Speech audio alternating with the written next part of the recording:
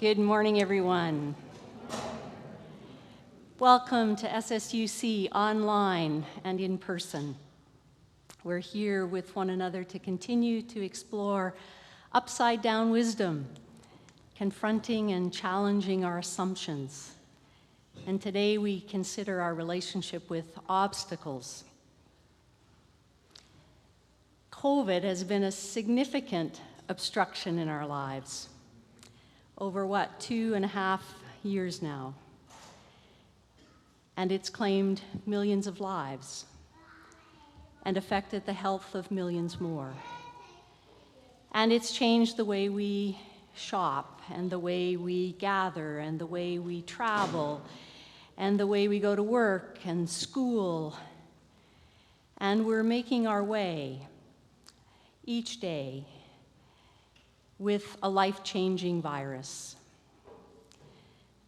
Chris, along with Ainsley and Noah and Daisy, are home today recovering from COVID.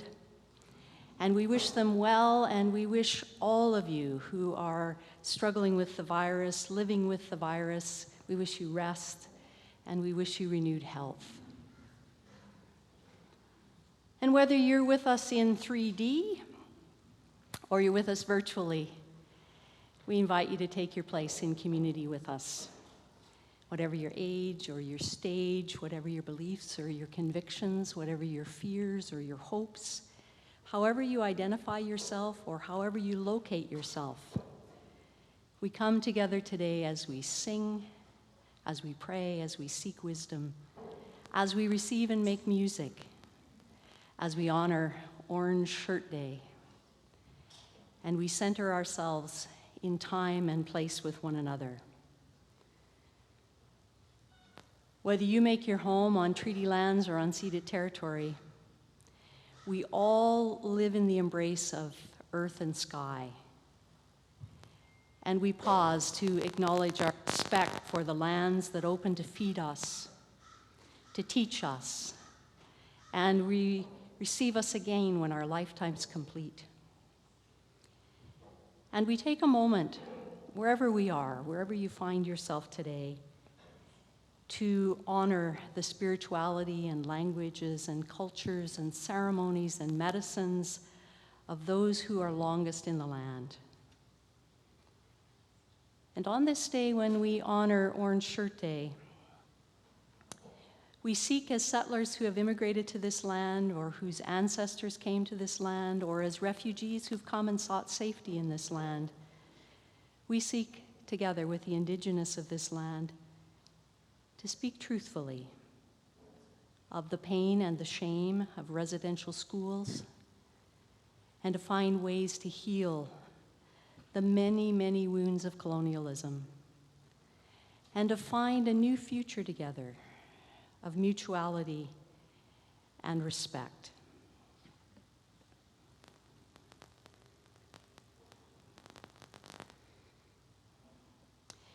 We light our candle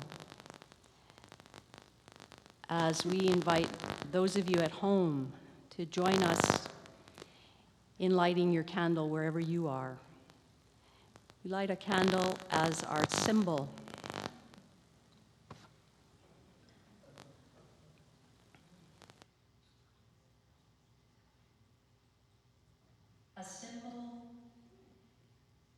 to honor the light in one another,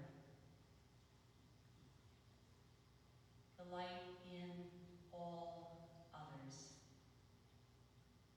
the light in none who are actually other.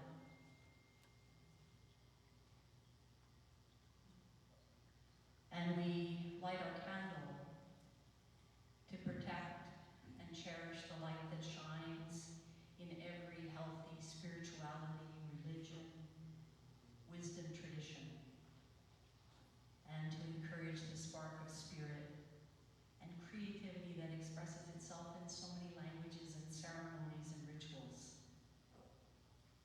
And where we have failed to honor the light in one another, we commit to finding reconciling ways.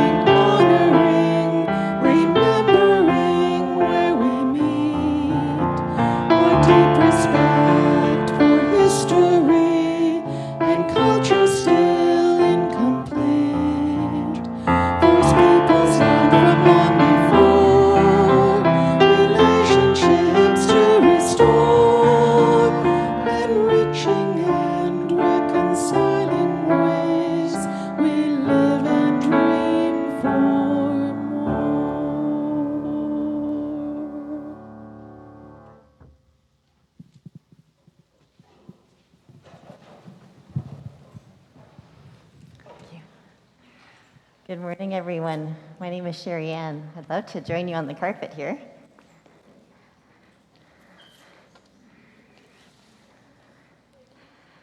Good morning. Good morning. Hi, welcome. Would you like to join us too? Yeah. Good morning. We're here. This morning we are going to read a book that is called For Every Child. If you think way back to Friday, so 2 days ago, I know that I wasn't at work. Was anybody not at school? Were you away from school on Friday? Yeah? It was a different kind of a day. And many people in our community took the day to pause, not to do the regular thing, but to put an orange shirt on.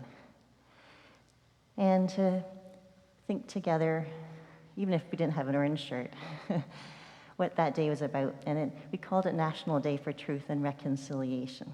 And we decided, let's make this day a day to pause and reflect, to think about how in the past in this place, not every child has had the same chance to go to school in the ways that we might know how we're going to school now.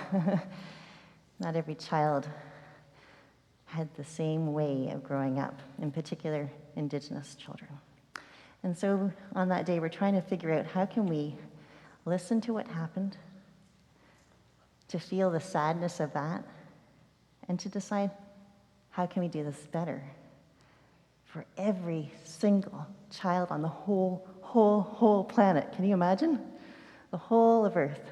So this book is called For Every Child. I'm going to read it, and there will be pictures on the screen. Let's begin.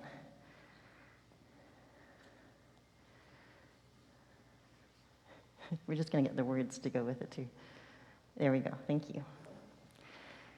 Whoever we are, wherever we live, these rights, part of the United Nations Rights for Children, these rights belong to all children under the sun and the moon and the stars, whether we live in cities or towns or villages or in mountains or deserts or forests or jungles, anywhere and everywhere in the big wide world. These are the rights of every child. Understand that all children are precious. Pick us up if we fall down. And if we are lost, lend us a hand.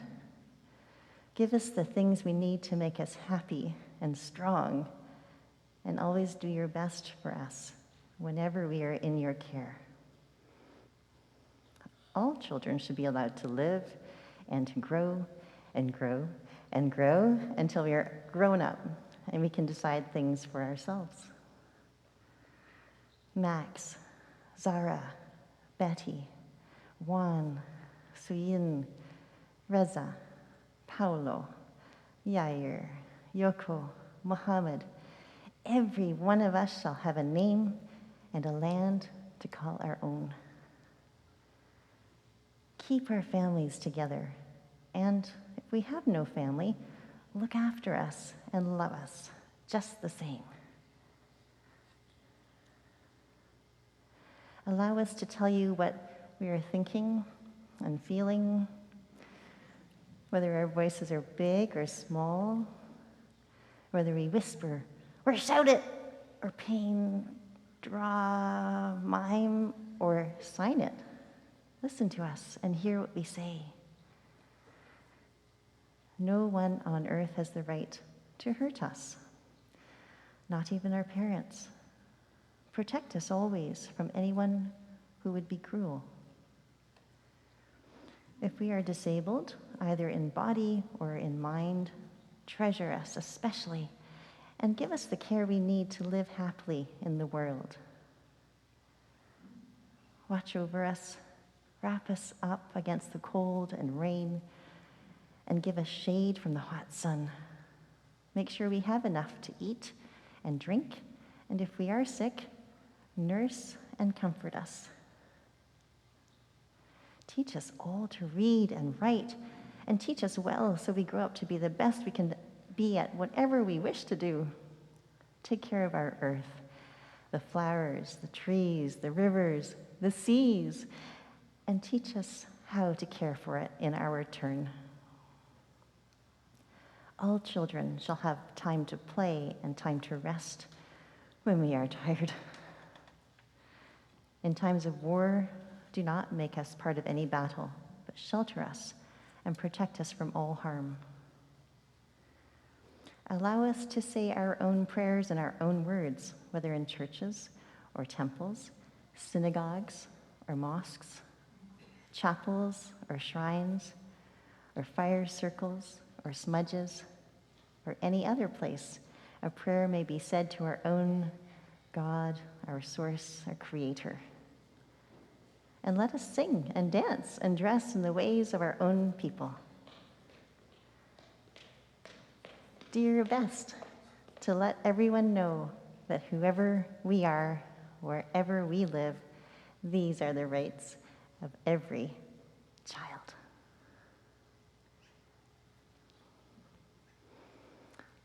Shall we? Let's do it.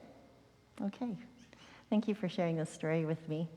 Now we have an opportunity to carry on and start trying this out. So you're all invited to go to Kids Spirit.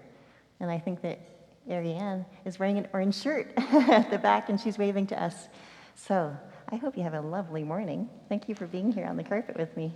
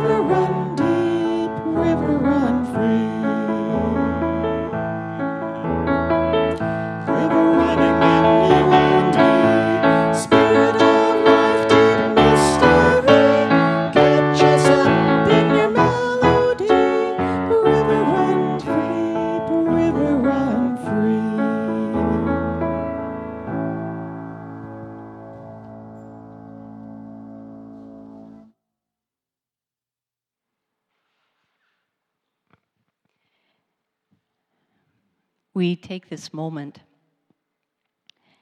to pause and center ourselves, to speak our intentions to one another, to remind ourselves of the way we seek to live in this great river of life in which we all have a place. We pray with one another. We live in the great mystery of life's ebb and flow, in the midst of ever being and becoming. May we open to the sacred energy that is like a river running in us, flowing freely at times, obstructed at other times, finding its course, sensing its source. May its current ever reshape us, rearrange our priorities, refresh us as stones washed by a tide ancient and new. May this time we share together help it to be so. Amen.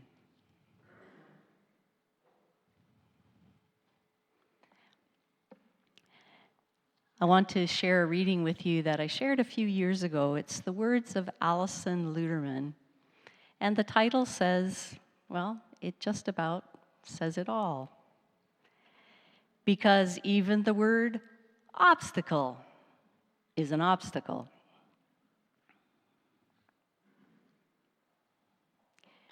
Try to love everything that gets in your way.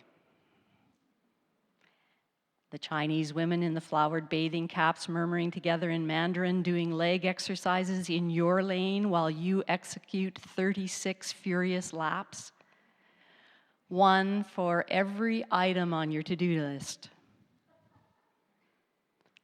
The heavy-bellied man who goes thrashing through the water like a horse with a harpoon stuck in its side, whose breathless tsunamis rock you from your course.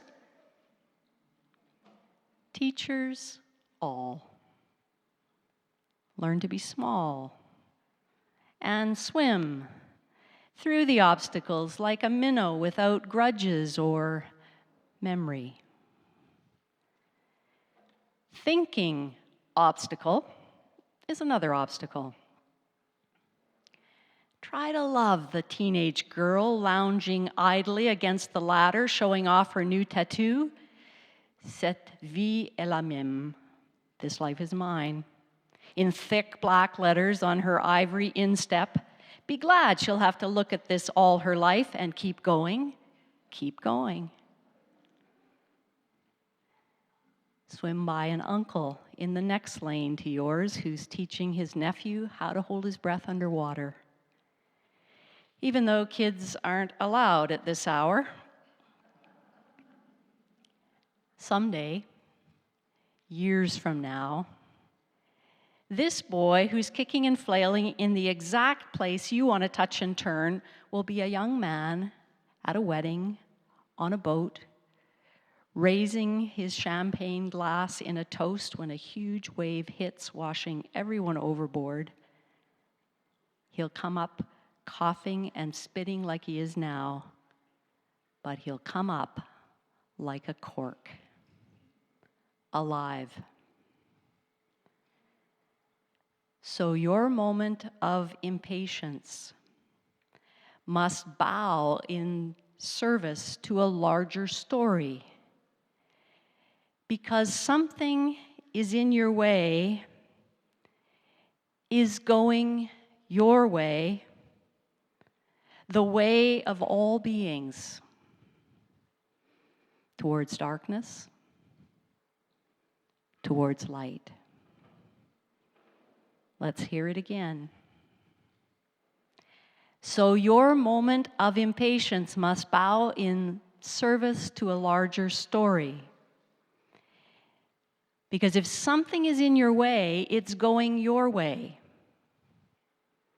The way of all beings, toward darkness, towards light. Why can't this be the day we change our relationship with obstacles?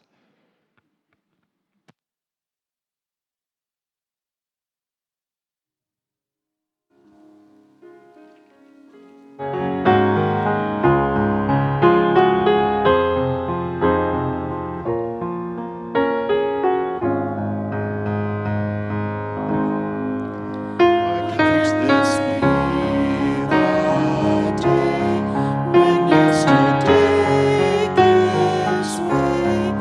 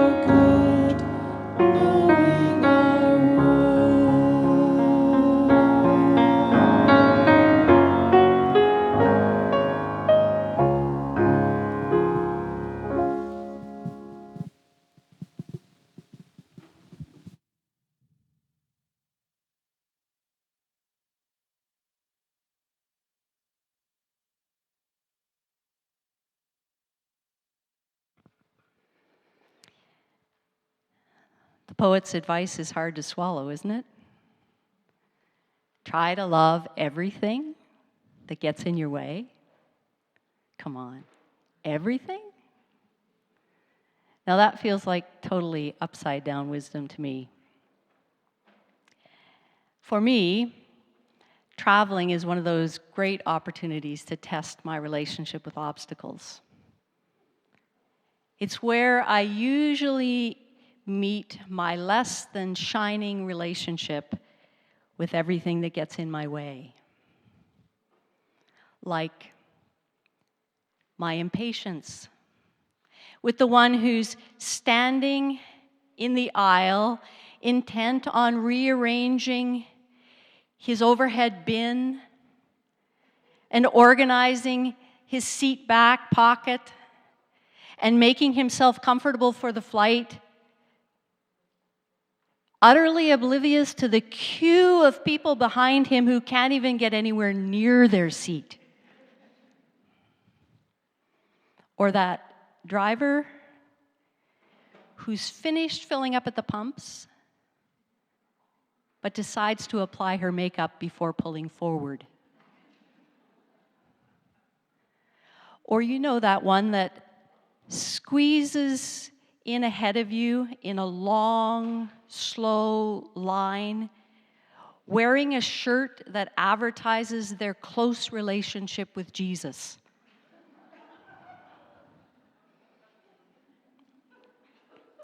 Or the one who steps into the picture that I've been waiting so patiently to take.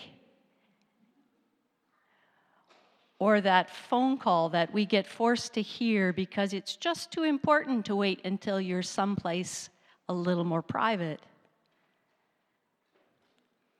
Traveling always reminds me of my impatience with what gets in the way, and my tendency to characterize whatever and whoever gets in the way as an obstacle. And these days, if you're like me, I don't have to travel very far. I can just go across the Henday and meet the obstacle course, wonder where my lane is today. Or to drive downtown through Old Strathcona to test my relationship with obstacles. So even in the best of journeys, and the best experiences our lives hold, invariably we meet obstacles. And it's hard to love a lot of what gets in our way. It's not easy to learn how to be small and swim through the obstacles like a minnow without grudges or memory. But what happens if we don't? Then we risk losing the empathy and the compassion that keeps human life human. We risk losing our place in the family of things to a misplaced sense of privilege and entitlement. And we risk seeing one another as objects to overcome instead of as subjects to love.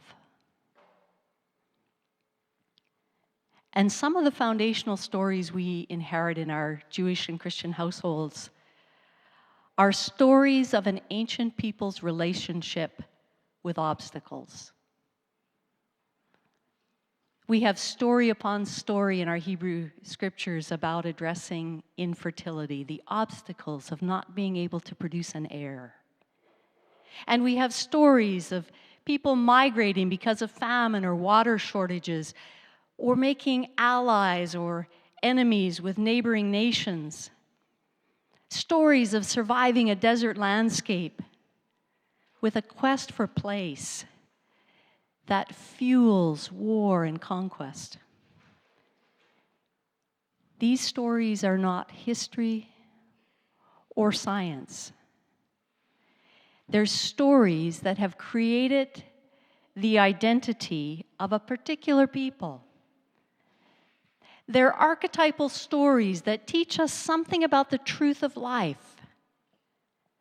They don't necessarily teach us behaviors to emulate, but they teach us something about the good, the bad, and the ugly in our efforts to be diverse and particular communities. And one of the stories that our ancients encountered is an obstacle that opens the book of Joshua, a book that tells tragic and terrible tales of colonization that have been repeated countless times in our human history. And as this particular brutal story goes, a people who have long known their fair share of discrimination and exploitation, who've left the great economic hardship of Egypt, have spent several generations in the world of the story trying to make a life in the Sinai Desert, in parts of the world that we would today identify as the country of Jordan. And now, in the world of this story, they're about to enter and lay claim to a productive land on the other side of the Jordan River and settle there. But there are a few obstacles. For instance, there's a river separating where they are from where they want to be. And like most of these missions where we're seeking better fortunes or a more secure future or we're escaping persecution and hunger, that new land is not empty land waiting to be home to homeless people. This story is not at all unlike the one that we know only too well in our own context. A story that our orange shirts remind us of a particular painful and shameful chapter. In this tale of ancient Israel, that river magically, mysteriously, and miraculously opens. When their priests stand on the stones in the middle of the river, the people are able to cross on dry ground. They don't even get their feet wet. This story bookends their wilderness journey so that it ends just like it began. The obstacle to their escaping Egypt at the beginning of their journey was crossing that sea of reeds. And now the obstacle at the end of the wilderness is crossing the Jordan River. In each case, the obstacles overcome when the waters supernaturally separate and give them passage on dry ground. Surely, the symbolism and the superlatives in that story help us know we're not reading history. We're immersed in the world of mythology. These stories are told to create a unifying narrative that reinforces a sense of identity. But on the flip side of that story, it's also a tragic and cautionary tale of an oppressed people becoming the oppressor. So in the world of this story, once they're safely on the other side of the river, their leader, Joshua, sends 12 of them back into the river to carry stones from the river. One stone for each of the 12 tribes of Israel. One stone to represent each of the tribes of the people. And with these stones, they will build a monument to mark their success in overcoming the obstacle and entering the land. Joshua's memorial stones, his monument, undoubtedly meant something very different to those who were entering to settle the land than it meant for those who were living in that land, whose land was being invaded. Just like our stacks of stones tell only something of our story as settlers and fail to tell the story of those who were here when so many of our ancestors arrived. In these stories passed down by our Hebrew ancestors, we only have the story of the settlers who conquer. And we're left to imagine the perspective of those who were invaded or displaced. I can't help thinking how different the story would be if the stones had been left in the river. If this story could have been told as a tale in which the newcomers resisted that perennial temptation to see the river as an obstacle to overcome, or a resource to harness, or an element to conquer. What if they were to have a different relationship with the river? They might have had a different relationship with the people who made that river their home for generations before them. It might have yielded a different understanding of human community, that it isn't created by conquest. Instead, the brutal tales of invasion and conquest, instead of those tales, we might have had inspiring stories of Hebrews and Canaanites creating a diverse community, sharing the gifts of the land and the gifts of the societies in ways that would have enriched each of them. If they could have related to the river as something that was going their way instead of being in their way, if it weren't an obstacle to surmount, perhaps it would inspire a different understanding of the people who've been living in that land for generations to be something other than an obstacle. Might have inspired a different empathy for those who were arriving with their own scars of displacement and hardship, longing for a better life. Like the river, aren't we all going the same way? Rivers are great teachers about loving what gets in the way. As we become acquainted with a river, we notice its unique character, where it speeds up and where it slows down, where its channel widens and where its channel narrows. And we begin to see the obstacles that have shaped its movement. We begin to notice the snags that have fallen in, the sediment that's built up an island in its midst, the terrain that's caused it to change its course and to find the path of least resistance. We notice how waters polished the stones and worn surfaces smooth and turned rock to sand and carved steep banks, each element altered as it's been touched. And we see the strength of the current that keeps finding a way forward in relationship with everything that would obstruct or assist its flow. And we witness for ourselves the wisdom of Wendell Berry, that it's the impeded stream that sings. But unlike the river, we have a tendency to characterize certain circumstances in our lives as obstructions to our happiness. Things that stand in the way of our peace and joy, obstacles to surmount, barriers to our success or our prosperity. But what if we were to change our relationship with obstacles? What if we could find the wisdom to befriend some of our obstacles? To become curious about the story of someone who stands in our way. That person in the aisle putting their suitcase away.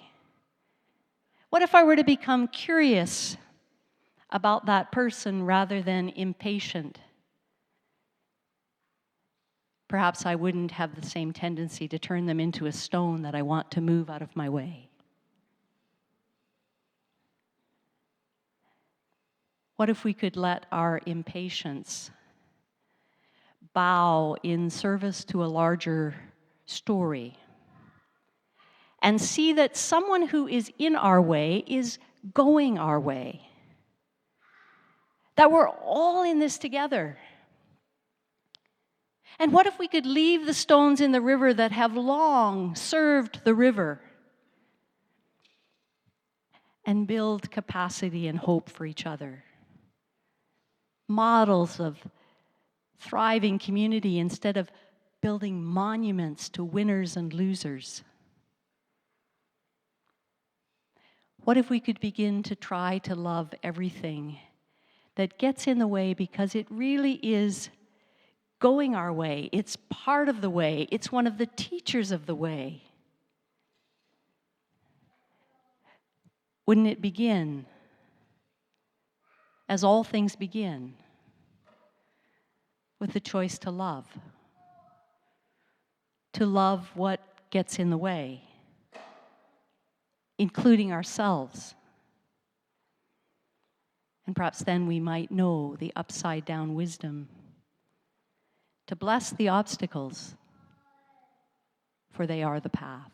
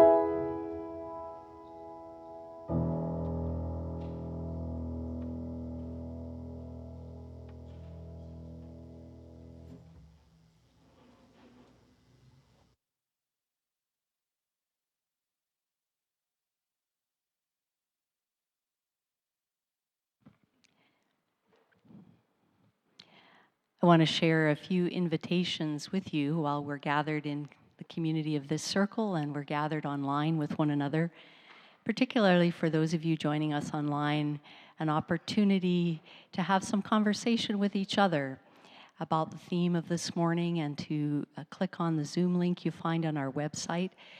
Nell will host us in a conversation exploring with one another some of the themes that we've been exploring here in this circle, even as those of us here in this space take the opportunity to share coffee and conversation with one another following our gathering. Also want to extend an opportunity to Exploring Spirituality, a series that began last Tuesday evening. Each segment is not dependent on attending the previous one, so please join this week in, again, gathering on Zoom, an opportunity to explore the spirituality of ritual. There will be lots of opportunities to engage in conversation with each other, to receive some input through some videos and images, and the very capable leadership of Claire Woodbury and Joyce Madsen.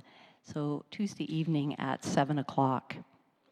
And on this coming Saturday, the Saturday of Thanksgiving weekend at 3 o'clock in the afternoon, out on our lawn if the weather permits, and in this space if it doesn't, an opportunity for us to bless those creatures with whom we are sharing our lives or with whom we have shared our lives in the past, an opportunity to recognize our place in the family of things and to honor those relationships we have with other wonderful, amazing beings that we share life with.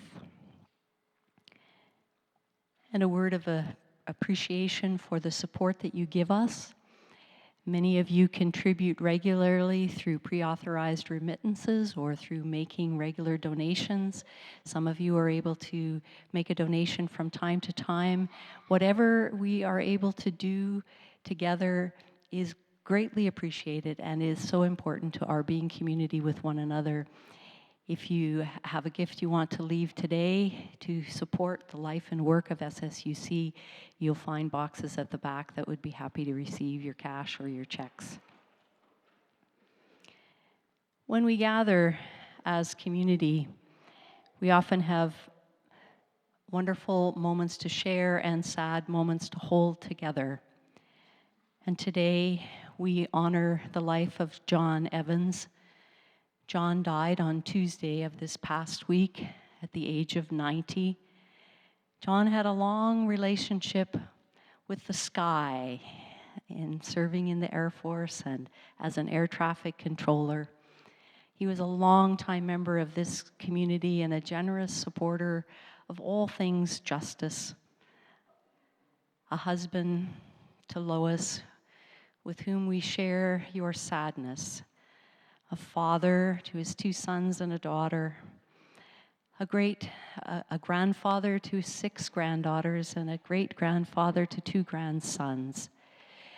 One with whom we shared life in this circle for many years, and we will gather to honor John's life on Sunday, October 23rd at 2 o'clock in the afternoon. We'll gather here, just as we are now in this circle, or online, whichever can work for you. We invite you to be with us. As we do each time, we recognize the loss of a life in our community and the light of a life that goes before us. We sing our affirmation that all our stories, all our gladness and sadness is safe in the undying light of love. As we honor John's light among us, we sing with one another.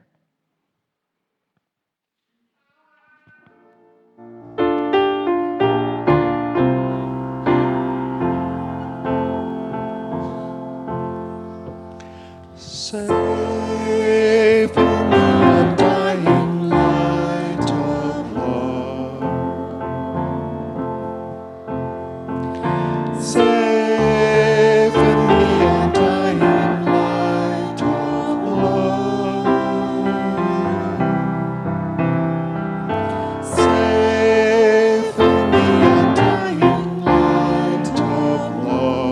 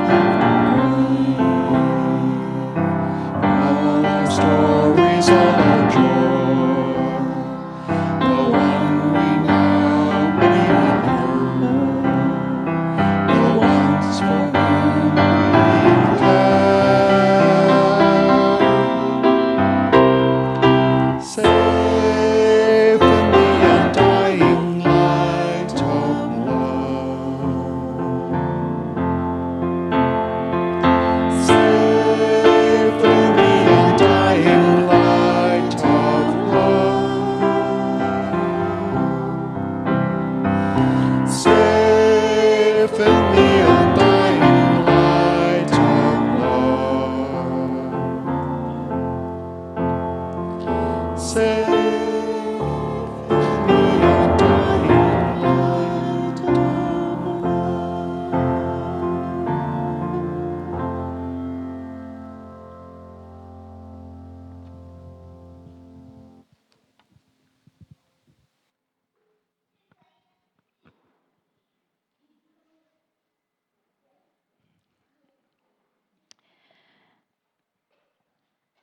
As we take our light into the world, into this day, into all the places life invites us and calls us to be,